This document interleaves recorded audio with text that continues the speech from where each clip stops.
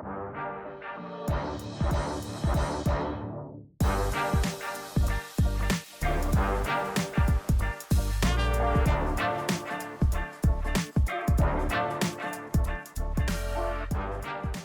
everyone, welcome back to Comics Rot Your Brain, the podcast where professional screenwriters talk about comic books that we love, mostly from the 80s. I am your host, Chris Derrick, and my co-host, Steven Bagatourian, is off creating something awesome, so he won't be on this episode. And if you're a fan of this show, don't forget to like, comment, and subscribe, and to follow our Patreon, where there's going to be some awesome exclusive content like that's rolling out this year. That's at patreon.com/Comics Rot Your Brain. In this episode, I'm going to be talking about Howard Chaykin's Monarch Starstalker, which appeared in Marvel Premiere issue 32. And just recently, Marvel announced that they were going to be collecting a bunch of early work that Howard did into a hardback series, and Monarch Starstalker, first time it has ever been reprinted, is going to appear in that new collection. Now, Marvel Premiere was an anthology series that Marvel put out from April of 1972 to August of 1981. Marvel Premiere, along with Marvel Spotlight and Marvel Feature, was one of 3 trial books that Stan Lee proposed when he transitioned from the writer-editor to the publisher and president of Marvel Comics. The concept of a trial book was to determine if a character or a concept could attract enough readers to justify launching its own title. So, and then later on, Marvel Premiere was used as a dumping ground for stories that the editors could not figure out, like which book that they should go in next. The funny thing about Marvel Premiere is, like even though it was originally a tryout book, it started off, that's what it was supposed to be doing, but most of the stories contained some very popular characters. The first 2 issues saw the reimagining of this character called Him into the allegorical messiah known as Adam Warlock. And then issues 3 through 14 were a very, very cool Doctor Strange arc, and issue 15 through 25 was the introduction and first storylines of Danny Rand as Iron Fist with art by John Byrne, and then issue 26 starts off like the various one-offs, which leads us to issue 32, which is Howard Chaykin's his Galactic Bounty Hunter, and this was published in October of 1976. So, okay, who is Howard Chaykin? Howard Chaykin is a writer and artist who came to prominence in the early and mid 70s. He's famous for 2 things, 2 big things. One, for penciling the first 10 issues of Marvel's adaptation of the original Star Wars comic in 1977, and a book that he published on his own through First Comics. It was a created on a book called American Flag, which is a book that influenced the rest of the decade, whether those creators wish to admit it or not. There's so much that's in American Flag, which then showed up in Dark Knight. So we know that Frank Miller was at least reading it and loving it. Now, Chaykin's career began, like I said, in the early 70s. He was working with Gil Kane, who was his mentor, and with Neil Adams, and he created a character called Dominic Fortune, that Soldier Fortune, for Marvel, and he drew DC's first miniseries, The World of Krypton. So now let's get on to Monarch Starstalker. He is a veteran soldier, and he's an infamous bounty hunter and space pirate who finds more adventure in hunting people down than the actual, than the money. And so now let's start off and look at the comic like we always like to do. So, as I said, it's October of 1976. It's Marvel Premiere issue 32. It's got a pretty interesting cover that is done by Chaykin, I believe. And the cool thing with this book is that Chaykin, he's the writer and the artist, and he's inking his own stuff. And what's really interesting about his work is that when he inks his own stuff, it's sort of a sign that he really cared about the work, because he wanted to handle like all the artistic chores. Now the cover's got Monarch on the cover, and it's got this bird named Ulysses, this golden falcon, and it says the galaxy is his hunting ground, its deadliest inhabitants his prey, and at his feet is this woman with red hair, and she's got like this big chest, which is a staple of Chaykin's work. He tends to veer into doing a lot of kind of like extra sexy women in his work.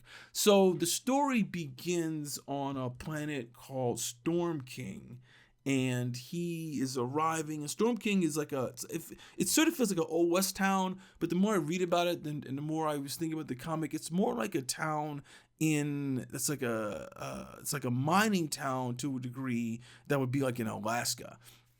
And this guy named Shaw, he's arrived. He's from some corporate entity place that is called it's called like Trimetal, and he's there. And the minute he shows up with his, he's got some silky clothes on and this girl, the inhabitants act like they've never seen anyone like this, and they just act sort of unruly, sort of crazy, and they feel like that they're gonna take advantage of this soft dude.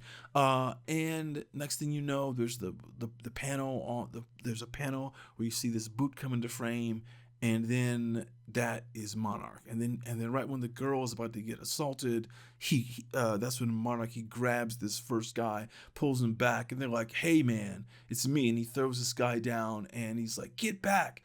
And it's this cool, it's the page 2 of this book. It's interesting, also I'll say this up front, is there's only 17 pages in this issue, which is kind of weird. It's even down from the normal like 22, or at this time, sometimes books are like 24 or 26, but there's only 17, and he does a really, really great job like playing things out, like that short page count. So, and page 2 is this big splash page where we get to see like Ulysses is hanging out on the shoulder of our bounty hunter, and the woman's like, wow, she's sort of bent over in like a kind of provocative pose, and the old man Shaw is like in the background. And interesting is that this book was edited by Archie Goodwin, our good friend, who later went on to do Epic Illustrated and a bunch of Epic books at Marvel. So he's great, and so like this next page, there's just a big fight between these local ruffians and the bounty hunter, a Monarch. And, he's got his bird is flying around, and the bird's important, which you'll find out shortly. But then the local sheriff shows up. He's like, hold on, stop all this. We're not going to have any of this fight. Like, I want you to stop. And he fires the gun that kind of like causes everybody to have like vomit, and it's interesting. It's sort of like a disruptor weapon. And what's kind of cool about the stuff that Chaykin does in this is that he just adds these small little touches of cool sci-fi technology. I think something I forgot to mention early on is that he did an adaptation of the great Alfred Bester series called Stars My Destination, which if you can find on eBay, I remember finding it after I read and loved that book. It's such an amazing story. I think you find it on eBay still. I can't remember who published it. It wasn't like a mainstream publisher. So so the sheriff he causes everyone to back away, and the bounty hunter's there, and when he mentions his name, they're like, oh my God, it's him, it's you, it's oh my God. And because he's got a reputation, and he says, I'm here on a hunt. I'm here to find this guy named Kurt Hammer. And it's and the people in the town are like, oh, well, we kind of know this guy, but the sheriff, you got Sheriff Hightower, he's like, ooh, I know that guy. He's bad news. And this third page of the comic, or fourth page, is actually kind of an interesting like page layout. That's the one thing that Chaykin does in this that's really cool. And I think it's a staple of all his work is he does very dynamic, very creative these page layouts, and you could tell that he's got influence by Alex Toth, and just like the level of black and the economy of the page design and the panel design. And so what's going on is he's just saying to the sheriff, I gotta find this guy. He's like a favorite son gone rogue. Well, he's not even a favorite son. He's like, he's known with that, having this terrible reputation, this guy Kurt Hammer. And he's like, look, I want this guy, I want him dead or alive, and doesn't matter to me. So he goes off and he's like, I'm gonna get a hot meal. And next thing you know, it's Monarch sitting down with Shaw and with Siebold and with this new woman who's a local, not really a local, but she's there. Her father was a federal. Her name is Miss Goodfriend, and she's sort of a native, but she's not. I guess she's just been here for a while. And the thing about this book is the reason why it's interesting and people talk about it a lot is Chaykin does so many cool things where he leans on the reader to recognize these bounty hunter tropes and these stereotypes and these, not stereotypes, but these archetypes about people who, in terms of this exploitation by this rich guy Shaw. He's here representing the corporate, entities, which is always the battle in sci-fi. Is like corporations are trying to just crush everybody, which is what they're kind of doing now.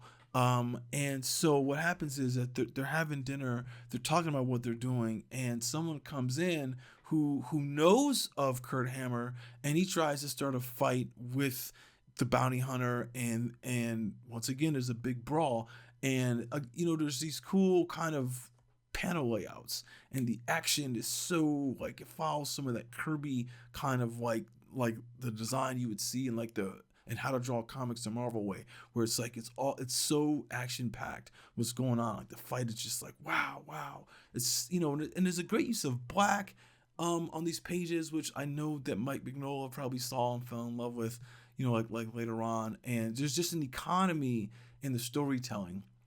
And this fight goes on, and it's for the next page, and and the bird Ulysses is showing up. The bird is always in every panel, where especially like when Monarch is fighting people, and he gets in this thing where the sheriff shows up again. He goes, "Blast this Starstalker! I said no trouble." And then this whole thing shows up, and the woman Robin, a good friend, is like, "Oh, I've got this guy. Don't worry, don't worry. I've got him handled." But the sheriff Hightower was like, "I want you out of town." And then, Starstalker was like, "Fine, I'll just go with her and we'll leave." And they, get on this ice cruiser, and they, like go out of town to her place, which is on the outskirts, which is probably like a ranch or something like that. And she sort of asks him his origin story. And his origin is kind of cool because it tells you how he became a bounty hunter. He just used to be a guy who was sending off a freighter, like a pirate, and then he flew too close to a supernova in action when he's getting chased down, and it burned out his nervous system.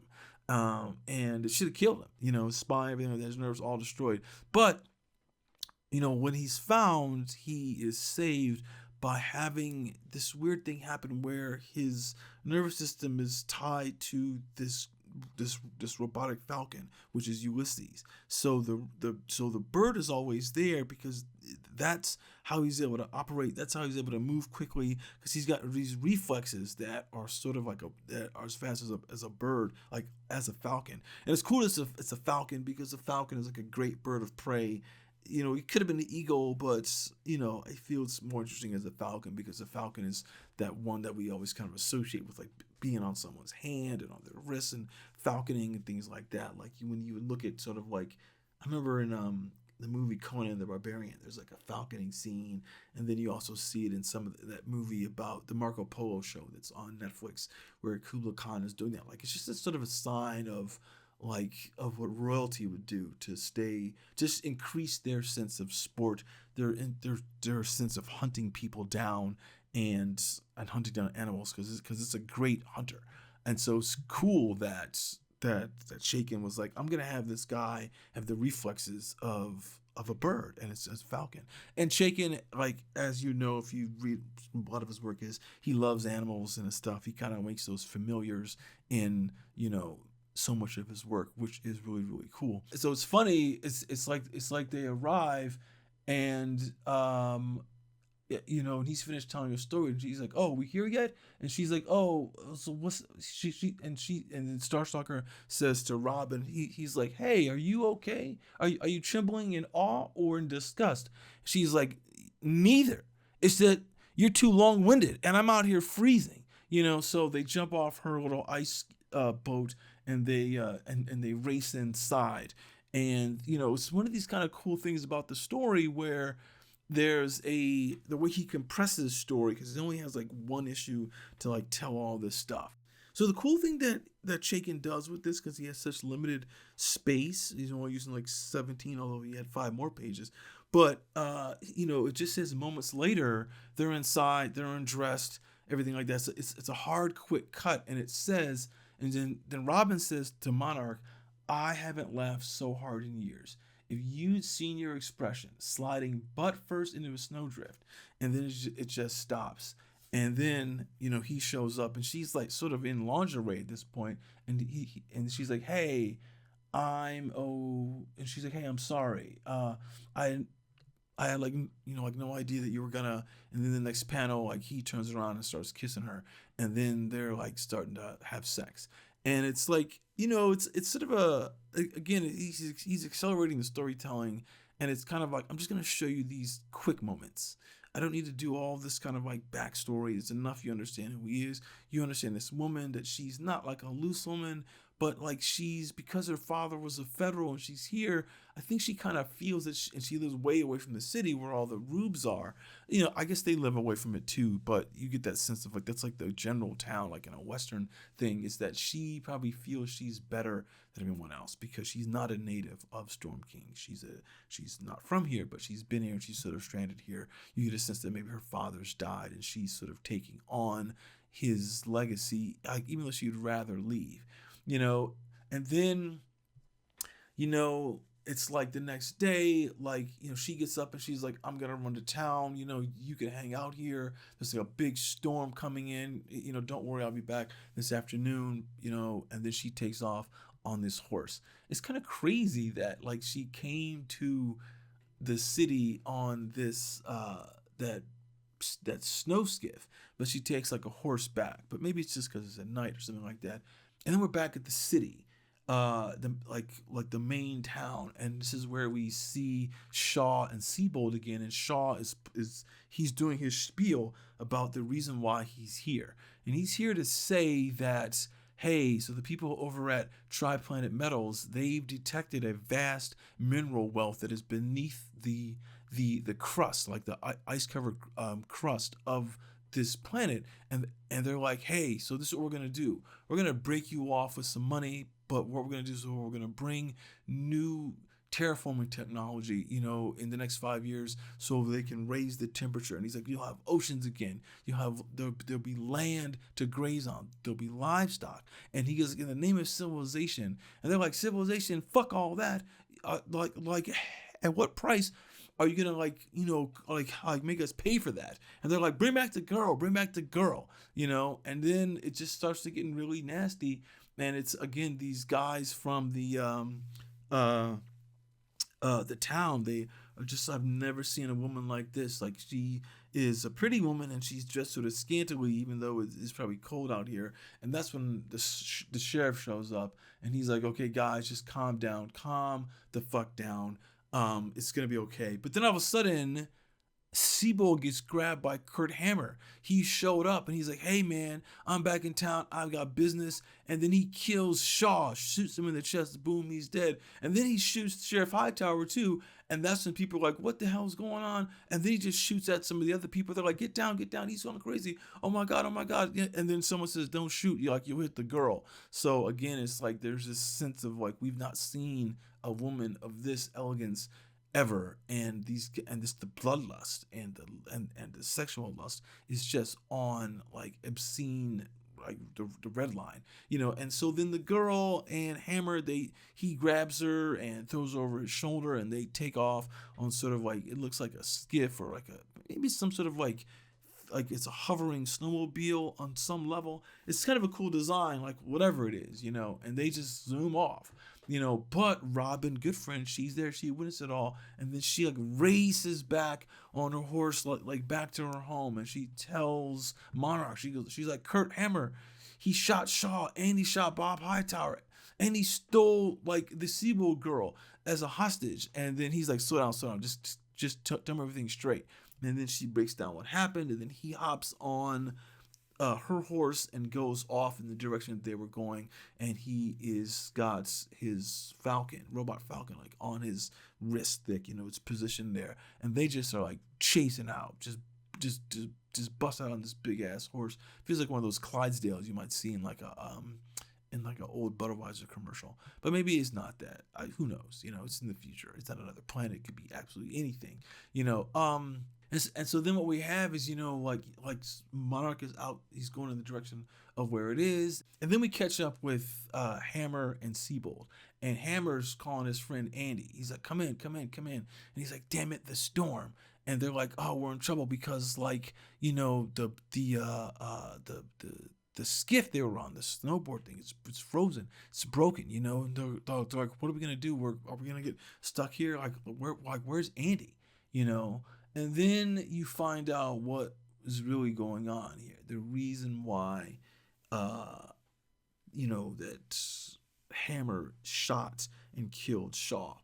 He was hired by Triplanet Metals to, they paid him a fortune to kill Shaw because they felt that he's an incompetent, but he has too much top security data in his head to simply for them just to fire. So they were like, oh, let's just kill him. Let's just shoot him up, put him in a mining town, send him off something to do, and it just looked like some accident, So instead of like an interesting coincidence, I don't say a coincidence, but it's like he's already been known for his terrible work in this war that went on, and he enlisted and came back, and obviously maybe he's a war criminal to a degree, and then you see he's got hired by corporations because, as we know, corporations, they have no shame on who they'll hire to get what they want.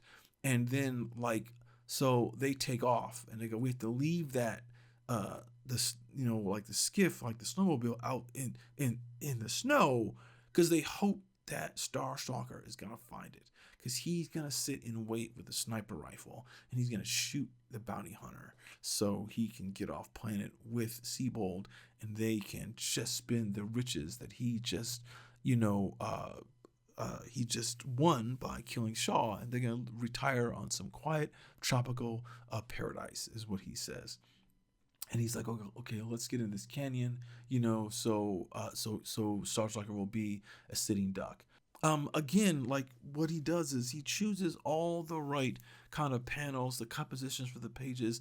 They so tell the story so sharply, like you have no problem understanding what each image is doing, and it's doing multiple things because he's trying to tell a lot of story in a very very short page count. It's a great example of the economy of storytelling, which has probably all but disappeared in today's modern comics with all the decompressed work that we've seen and things like that. And so it's so crazy that comics got so decompressed, is that this is a story that probably could have been spread out over 3 issues if it was done today. But he does it in 17 pages. It's pretty cool. And the coloring is cool still. It's very much of the time in terms of but it's in terms of like the use of colors, but it's also like the palette is great. There's nothing that's really like garish or sharp or feels like superhero comics at all. It's one of the things that Chaykin had mentioned is that when he started and first saw comics, he was interested in the superhero stuff. But by the time he started drawing comics, he was done with superheroes, and outside of maybe like a Batman thing he did and like a Kill Raven and a few other things, he didn't do a lot of superhero stuff, which I think is cool that he doesn't have to do that to have a career that he has now, and he's still working. I think he's in his 70s now, like 75 or 76 or something like that. So it's great that he's been working for over 50 years. And he's been able to like stay in this like sci-fi and swashbuckling type of like genre of spies and things like that. Like he did a Blade book with Mark Guggenheim in like the early 2000s, and then he and Mark just recently did something that some spy story like Agent 17 or something like that. I can't remember what it was called. It's called something like Too Old to Die or something like that. I can't remember. I'll find out what it is and I'll put a link in the show notes. But back to the story, and then the next page, Siebold screams, "Behind you!" It's this really sliver of a panel. It's just her eyes and her mouth and part of her nose. It's a really cool thing that you can do in comics to make it feel like it's a fast cut, as opposed to like a full frame. It's like whoosh, and then that's when Hammer turns around and Monarch is right on his ass and knocks him silly and grabs his gun out of his hand, and then he like hits him in the gut. He's about to just wail on him, And then he's like, stop, stop. He's like, well, I'm the same price, dead or alive. So why don't you shoot? Because he doesn't want to go and be caught. Because obviously, like, he's killed the sheriff and he's killed Shaw. And so it's hard to say if there's a death penalty. But in a lot of places in the future, they sort of get off on having people just rot and in jail cells, or put him on a mining planet, and maybe he's gonna be a slave or something like that. Like, you get this fear that he'd rather be dead than be brought in by Starstalker. Like, he'd just rather be dead. And Starstalker's like, it's a really cool photo of him too. Drawing of him. And he's like, gladly, but your girlfriend would never make it back to town on foot, and I'm not carrying her. So come on, it's a long way back to New Canaan. And the last page of the comic is, here we are back at New Canaan. And it seems like it's, it's business as usual. And it says New Canaan. 3 days later, the aftermath of death is the business of the day, as one victim is launched on his last journey. That's Shaw, and they like got him in like a pauper's kind of like coffin. And then the next panel is Starstalker standing at this graveyard. It's a whole lot of graveyards. I mean, like, it's weird they're crosses. I don't know why, if they would really use crosses in the future. I guess if they're from Earth, they probably still would. But that's sort of what it is. And he goes, and another is laid to his final rest. And then the next panel is, we got Starstalker. He's walking into town. He's carrying Siebold, and he's being, he's flying over him is the Falcon named Ulysses. And someone says, hey, it's the bounty hunter. And then this one guy says, he's got the girl. Because it's like, you get a sense, again, I said this before, but you get a sense that it's like they've never seen a woman this elegant. They've never seen a woman with this kind of soft skin, or they've just missed it so much. Because when you live in harsh environments, the women that would be there, they're not giving a shit about the male gaze. They're probably not wearing makeup. Their skin, this place is called Snow King, so like it's cold. So the skin is all weathered and worn and beaten from just exposure to the elements. And here's this woman, this Miss Siebold woman, who's came with Shaw, and she probably is like some sort of like trophy, not wife, but like some woman that he's like a concubine-esque type of person on some level. But she was really in cahoots with Hammer. So maybe she worked for Tri-Planet Metals. She probably had to. So she's maybe secretary or like an underling, like a middle manager or something like that, and probably just cozied up to Shaw, maybe at the behest of board of directors and stuff like that. But here she is, and they're like, oh my god, it's interesting side point in this story is just like how thirsty men can be when they're, their sole purpose in life is to, just to survive.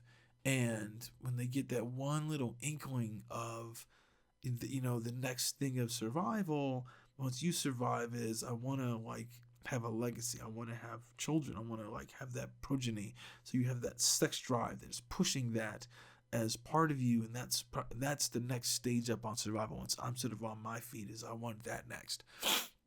And that's, I think, why these men are so thirsty for this elegant woman. And Chaykin does his best to draw her so she doesn't even look like she belongs here. How she's drawn physically, what her clothing is, the colors of her clothing. She's got this dark pink jacket on, this light pink clothing, and these really cool kind of like knee-high boots on. So it's a very kind of, but it's not overly sexualized, because like in one panel it is early on, but it's just kind of like he does this a lot. He knows how to kind of like just give the right kind of things with women, and not just in this book, but in all things he does, to kind of like to fuel into that male gaze so strongly.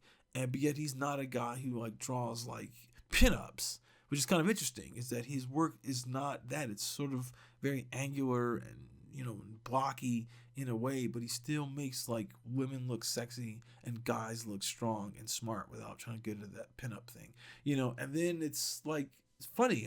So the last beat of the story is he was complaining about he didn't want to have to carry this woman. She wouldn't make it back, but he actually now had to. So Monarch is like, she needs a doctor fast. And then someone from the town says, "Oh, so you got him?" And he's like, "Yeah, he died yesterday of pneumonia. He staked out 20 miles like north of here." It's like he's walking like 20 miles in like the severe weather. It's kind of interesting. It just shows you how dedicated of a character he is, how strong of what he wants to do, and how he wants to, like, he lives by a code and his own personal ethic. He's like, I'm not gonna quit, and he's not like an asshole because he didn't leave the girl. He could have left the girl, but he didn't. And he's like, look, see that my claim is registered, and send a rider out to Miss Goodfriends to thank her for me on my behalf. And then the guy's like, oh man, like, hey, if you want us to delay takeoff until tomorrow, because that would give you plenty of time to see Robin Goodfriend, and stay in town for the night if you like. And he's like, no thanks, just do as I say. Cause knowing you people as she does, she'll understand why we just had a one night stand and I'm out.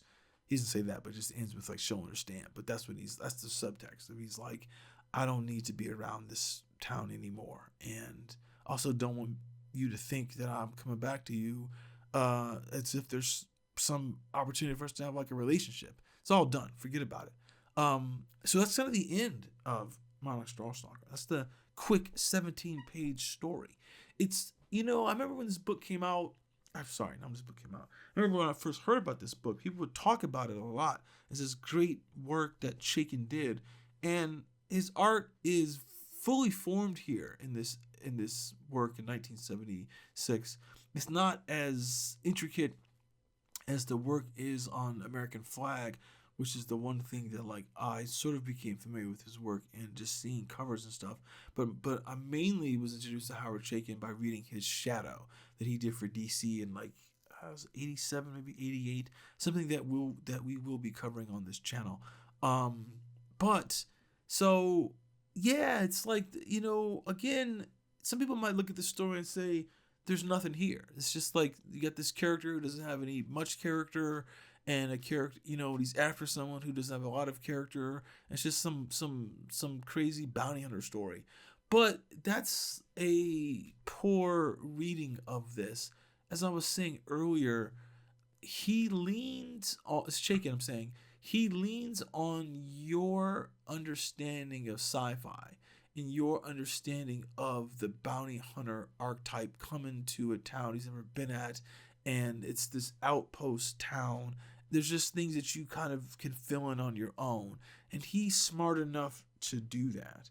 And I feel that sometimes we don't need to have so much backstory and so much characterization of stuff, because you kind of just want to get into like the fastness of what he's going to do and what's going to happen. I mean, and the thing is, there's a great twist in here. The great twist is that Shaw is here, ostensibly getting abused by all these people, to bring them a bounty, to bring them a way for them to be rich, probably going to cost them something, as the one guy pointed out.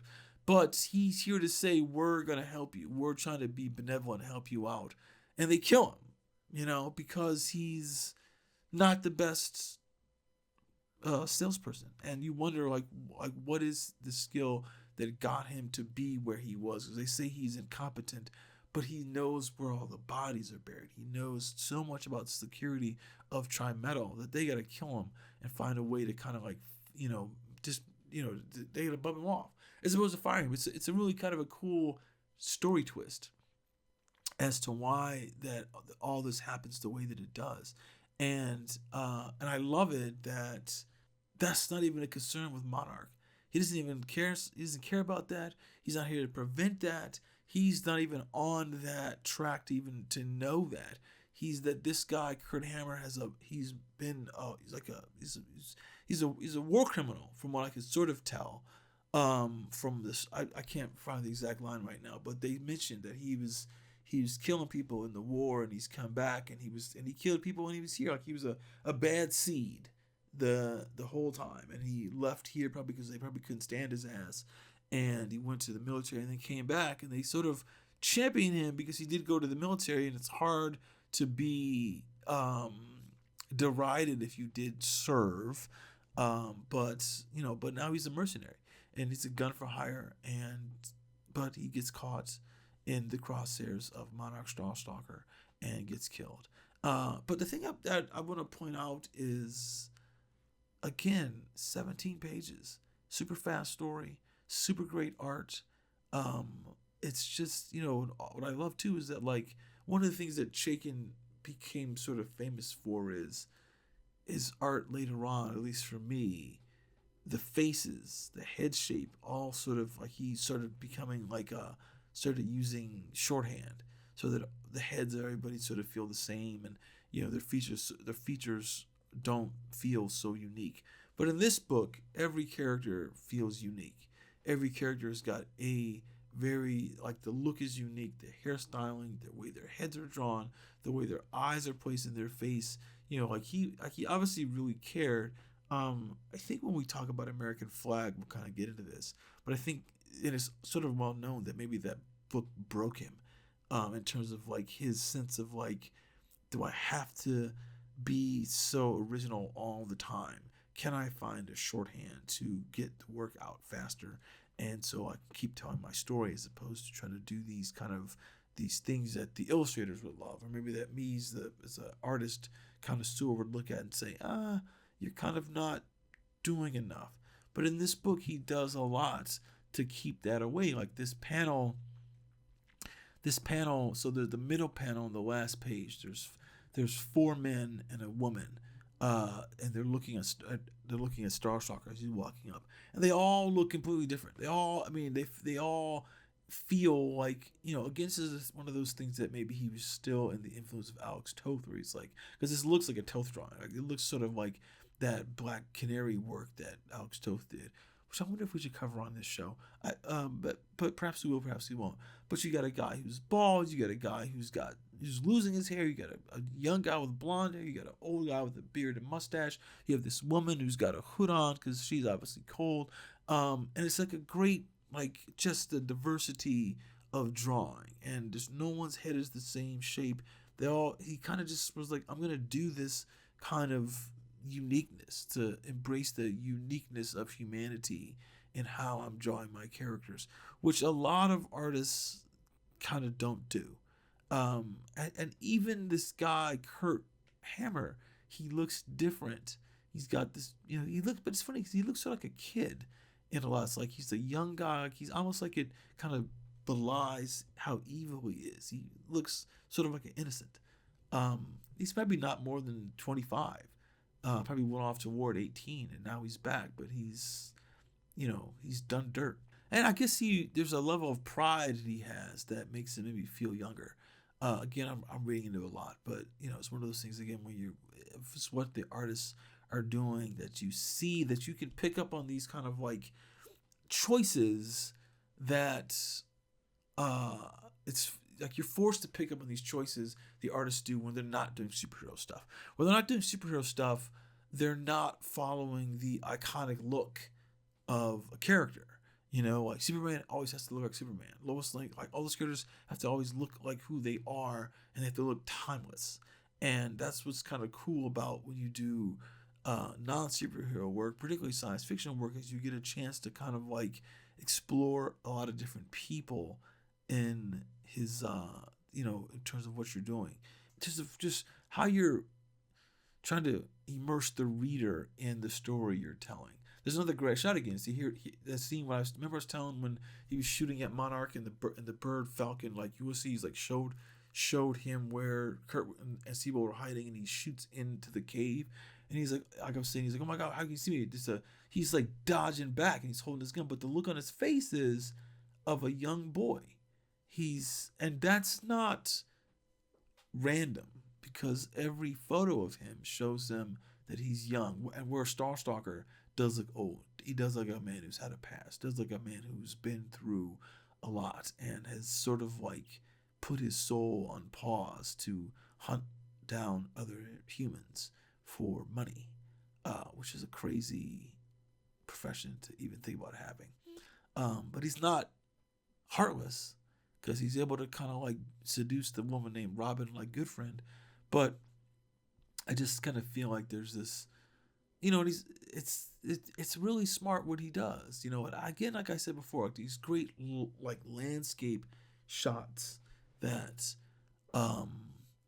these guys have in here. The landscape shot that he does in here, like it reminds me of the shots that John Milius gets in his Conan the Barbarian, where he kind of like when they're traveling across, when Conan and Subutai are traveling across the plains, it's something that people don't always get.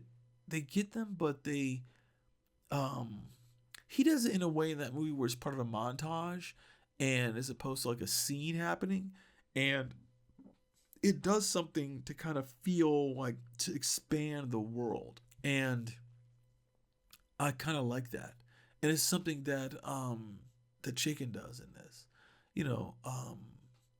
It's he's smart with how he creates panels, how he creates the world, how he's as immersive as possible. I'm just going back through the pages to kind of see if there's anything I also want to talk about as we're reading, as I'm looking at this. Yeah, I don't know, the action's really cool. He does the couple shots where when he's shooting directly at the panel, like it's almost like he's shooting at the camera. He does this when Shaw and Hightower get killed, and then when he wants to shoot, like get rid of all the people who were around him who could stop him, it's like a shot that looks directly right at the camera. It's kind of cool, and it's kind of all yellow, as if like the muzzle flash is like gotten in the way and kind of sort of blinding us from what's happening, and and we're trying to duck. And again, he did that before when Sheriff Hightower was shooting that weapon that caused everyone to kind of like that crowd control weapon. Yeah, it's kind of smart work that he does. Again, I want to say is this page, the origin page. The origin page is on page 11. Again, it's one of these things that comics does so well. It's like how they're able to, this something you'll see like in the video for this if you're watching on YouTube. But you can see this thing that comics does where they kind of like are able to do like a white background and just kind of do like, like they're borderless panels, some of them, but to kind of like jump you through time or jump you through space or through someone's memories in a way with no confines. And it's a technique that is unique to comics, because you sit here and you like in just all this kind of like these word balloons as opposed to captions as opposed to word balloons, because he's telling a story, and you see all these kind of like these disparate elements that kind of add up to the whole of what he's saying. Like you see his hand with like the hand, the heart, the neck, the stomach, with where he had these the nervous system got destroyed, and but that's where he's now linked to the bird Ulysses. It's kind of it's such a great panel. I'll try to like do some stuff where it's some close-ups on it, but also show you the full page, because it's just, again, like I said, this is what makes comics great. And again, a lot of people today don't do this type of stuff to tell like origins, and he tells it so fast. He tells it with 7 caption boxes and